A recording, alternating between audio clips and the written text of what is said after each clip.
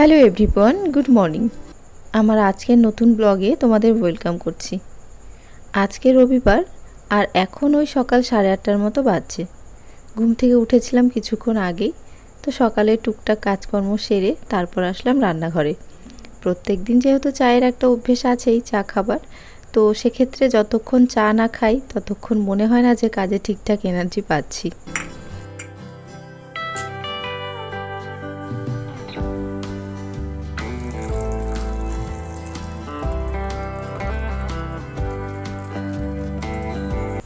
গরম গরম এক কাপ চা একেবারে রেডি। আজকে গরম চায়ের সঙ্গে ব্লগটাও শুরু করছি, আর দিনটাও তো শুরু হচ্ছে। তোমাদের ভালো লাগলে একটা লাইক কমেন্ট শেয়ার করো, আর পুরো ভিডিওটা দেখতে থেকো। কোথায় মচি? মচি,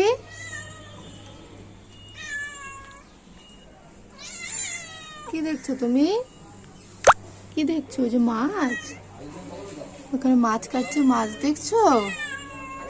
ওলে বাবালে, আসো ঘরে আসো। আজকে মচি প্রথমবার এরকম করছে। ও বাইরে মাছ বিক্রি করতে এসছে, ও মাছ দেখছে আর আমাকে আর শুভ্রকে এসে এসে বারবার ডাকছে, মানে আমাদের কাছে এসে চিৎকার করছে। এতে কি হয়েছে, কি হয়েছে, কি হয়েছে, কি হয়েছে সোনা? মাছ দিচ্ছে না তোমায়? আমি মাছ এনে খাওয়াবো তো বাজার থেকে। এই কোথায় ছিলি তুই? কোথায় ছিলি? জি, তোমার মাছ খেতে দেয়নি বাবা? এখানে মচিটা দুঃখ পেয়েছে। ও লেছো না, দুঃখ পেয়েছো তুমি? তোমার মাছ খেতে দেয়নি? আমি খাওয়াবো তো, তোমাকে তো রোজ মাছ ভাত খাওয়াই। আজকে এরকম করছিস কেন তুই? মাছ দেখে এত লোভ, কখনো তো দেখিনি এরকম করতে। মচিকে কিছুক্ষণ আদর করার পর তারপর গেছিলাম স্নানে। এখন স্নান সেরে পুজো করে নেব। গাছ থেকে ফুল তুলে নিয়ে আসলাম, আর এখন কিন্তু গাছে বেশ ভালোই ফুল হচ্ছে। প্রত্যেক দিনই কম বেশি ফুল পাচ্ছি। সিংহাসন এমনি দেখতে একরকম লাগে, আর ফুল দিয়ে সাজানোর পর কিন্তু সৌন্দর্য অনেক বেড়ে যায়। তো দেখো আজকে যে কটা ফুল পেয়েছি তাই দিয়ে পুজো করে নিলাম। আর এই যে মা লক্ষ্মীর কানের সাইডে আমি একটা ফুল দিই, আমার খুব ভালো লাগে এই ফুলটা দিতে। তো সবসময় আমি মা লক্ষ্মীর কানের সাইডে একটা করে ফুল দিয়ে রাখি।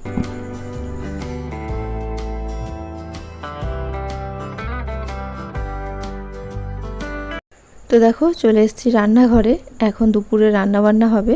তো আজকে শুভ্র বাজার থেকে এনেছে চিকেন, তো আজকে চিকেনটাই রান্না করব।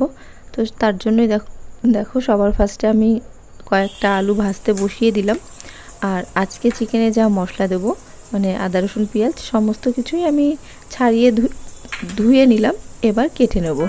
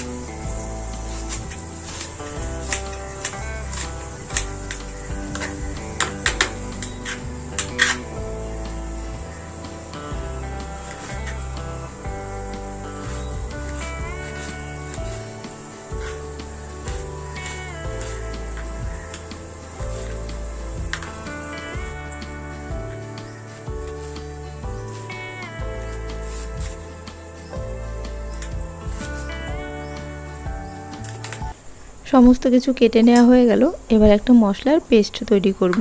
তো তার জন্য দেখো দিয়ে দিলাম আদা, এখন দিয়ে দিচ্ছি পেঁয়াজ একটু ছোট করে টুকরো করে রাখা, আর ঝালের জন্য আজকে ব্যবহার করছি কাঁচা লঙ্কা, আর দেব হচ্ছে গোলমরিচ।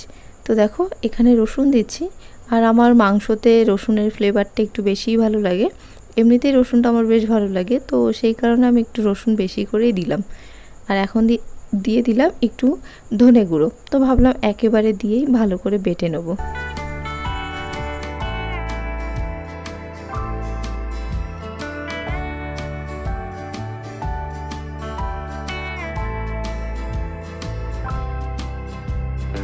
মশলা একেবারে রেডি, শুকনো শুকনো করেই বেটে নিলাম। তো দেখো কড়াইয়ে দিয়ে দিলাম আবার তেল, তার মধ্যে দিয়ে দিলাম কুচি করে রাখা পেঁয়াজ। আসলে যেইভাবে ঘরে আমরা মাংস রান্না করি একদম সিম্পলভাবে সেই রকমভাবেই রান্না করছি। তো প্রত্যেকটা মানুষই মানে যারা মাংস খায়, যাদের বাড়িতে মাংস রান্না হয় আর কি, তারা প্রথমে আমার মনে হয় যে মাংস রান্নাটাই শেখে, কারণ সবজি রান্না করার থেকে আমার মনে হয় মাংস রান্না করাটা মাছের থেকেও মাংসটা বেশি সহজ। তো কম বেশি আমরা সবাই মাংস রান্না করতে পারি। তো দেখো তারপর পেঁয়াজটা একটু ভেজে নেওয়ার পর কিছু ফোড়ন দিয়েছিলাম, তার মধ্যে দিয়ে দিলাম কেটে রাখা একটা টমেটো। আর এখন এই যে মশলাগুলো দিয়ে দিচ্ছি। একটু মশলার বাটিটা ধুয়েও কিন্তু জল দিয়ে দেবো। তো এবার আমি দেখো আস্তে আস্তে ঢাকা দিয়ে কষিয়ে নিচ্ছি, একটু সময় ধরেই রান্নাটা করছি। তো চিকেন কষানো হয়ে গেছে প্রায়, আর একটু কষিয়ে এর মধ্যে দিয়ে দেবো জল। তো যে সমস্ত মশলা দিয়েছিলাম তার মধ্যে কিন্তু একটু লঙ্কা গুঁড়ো দিয়েছিলাম, কাশ্মীরি লঙ্কা গুঁড়ো। তো তার জন্য দেখো কালারটা একটু লাল লাল এসছে, খুব একটা বেশি পরিমাণে দেয়া হয়নি, হয়তো আরও লাল আসতো। এরপর ভালো করে কষিয়ে দিয়ে দেবো জল। নামানোর আগে একটু গরম মশলার গুঁড়ো দিয়ে কিন্তু নামিয়ে নেবো। তারপর একেবারে আবার রাতের একটু ভিডিও তোমাদের সঙ্গে শেয়ার করছি। রাতে এখন বানিয়ে নিচ্ছি রুটি। তাওয়াতেই কিন্তু বেশ ফোলা ফোলা রুটি ভাজা যায়, আমার এরকমভাবে ভাজতেও রুটি বেশ ভালো লাগে। তো চলো আজকের ব্লগটা এইটুকুই, ভালো লাগলে লাইক করো, ভালো থেকো, সুস্থ থেকো, টাটা।